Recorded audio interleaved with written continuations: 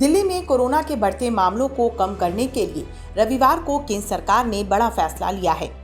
गृह मंत्री अमित शाह की अध्यक्षता में हुई बैठक में दिल्ली के उपराज्यपाल अनिल बैजल, मुख्यमंत्री अरविंद केजरीवाल, केंद्रीय स्वास्थ्य मंत्री हर्षवर्धन, दिल्ली के स्वास्थ्य मंत्री सत्येंद्र जैन और केंद्र सरकार के वरिष्ठ अधिकारियों ने हिस्सा लिया।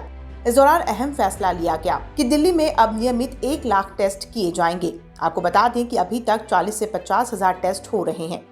इसके अलावा केंद्र सरकार की तरफ से डीआरडीओ सेंटर में 750 आईसीयू बेड्स भी तैयार करवाया जाएगा। मुख्यमंत्री अरविंद केजरीवाल ने बताया कि केंद्र सरकार ने दिल्ली में कोरोना के बढ़ते मामलों को रोकने के लिए हर संभव मदद देने का आश्वासन दिया है। आइए आपको बताते हैं कि केंद्र सरकार ने क्या फैसला लिया। दिल्ली में आरटी-पीसीआर टेस्ट की संख्या दोगुनी की जाएगी। जिन इलाकों से ज्यादा संक्रमण के मामले सामने आ रहे हैं, वहां आईसीएमआर की मोबाइल टेस्टिंग वैन चलाई जाएगी। इन वैन पर आकर कोई भी जांच करा सकेगा। एमसीडी के हॉस्पिटल्स को कोविड-19 डेडिकेटेड हॉस्पिटल के रूप में परिवर्तित कर दिया जाएगा। यहां हल्के लक्षण वाले कोरोना मरीजों का इलाज होगा। ज्यादा से ज्यादा ऑक्सीजन सिलेंडर, हाई फ्लो नसल कैनुला व अन्य जरूरी इक्विपमेंट्स दिल्ली सरकार को दिए जाएंगे। Dedicated multi department team Delhi के सभी प्राइवेट अस्पतालों का निरीक्षण करेगी। वहां कोविड-19 के लिए मेडिकल इंफ्रास्ट्रक्चर, मरीजों के भर्ती करने के तरीकों और बेड्स की उपलब्धता की जांच करेगी। प्लाज्मा डोनेशन और ट्रांसफ्यूजन के मामलों में प्रोटोकॉल दिया जाएगा। एम्स और डीजीआईसीएमआर के विशेषज्ञ शामिल होंगे। कैंटोनमेंट जोन की पहचान की जाएगी। कॉन्टैक्ट ट्रेसिंग, क्वारंटीन सुविधाओं और स्क्रीनिंग पर फोकस होगा। सीएपीएफ और पैरामेडिकल स्टाफ के डॉक्टर्स को एयरलिफ्ट करके दिल्ली बुलाया जाएगा। हालांकि अगर देश भर में कोरोना संक्रमित मरीजों की बात की जाए तो रविवार को ये आंकड़ा 82 लाख के पार हो गया, लेकिन अब तक 82,45,352 लोग ठीक भी हो चुके हैं। ओवरऑल संक्रमितों की संख्या 88,43,937 हो गई है। इनमें 4,66,531 मरीज ऐसे हैं जिनका इलाज चल रहा है।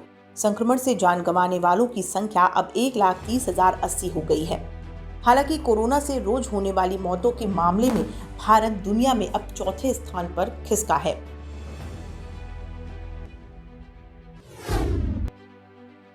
सुप्रीम कोर्ट ने सांसदों और विधायकों को बड़ी राहत दी है।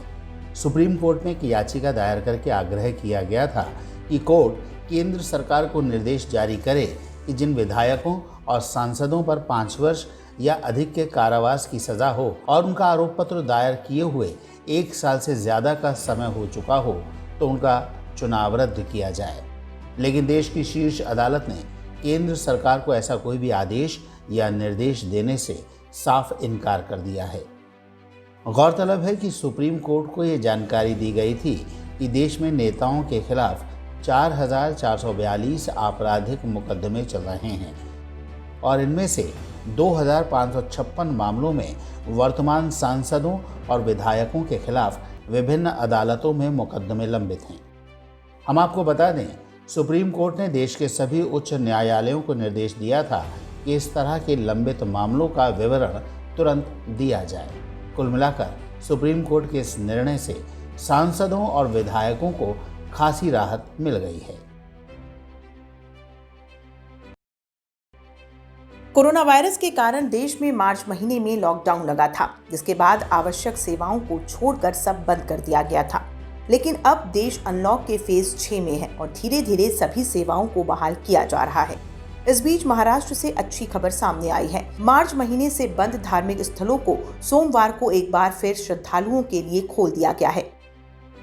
आपको बता दें कि 5 दिन के दीपावली त्योहार में पड़वा वाले दिन धर्मस्थलों को खोला गया है, जिसके बाद श्रद्धालु मंदिरों में दर्शन करने पहुंचे हैं।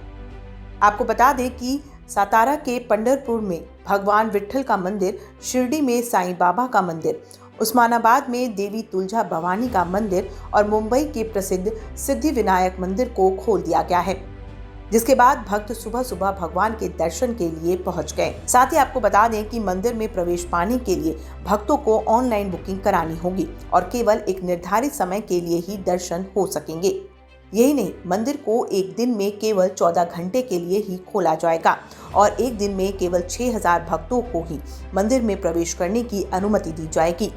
आपको बता दें कि महाराष्ट्र के मुख्यमंत्री उद्धव ठाकरे ने धर्मस्थलों को फिर से खोलने की घोषणा शनिवार को ही की थी, लेकिन साथ ही उन्होंने लोगों को आगाह करते हुए ये भी कहा था कि ये नहीं भूलना चाहिए कि कोरोना वायरस का दानव अब भी मौजूद है, इसलिए अनुशासन का पालन अवश्य करें। बहरहाल धार्मिक स्थल तो खोल दिए गए हैं, लेकिन सावधानी रखना जरूरी है, क्योंकि जब तक दवाई नहीं तब तक ढिलाई नहीं।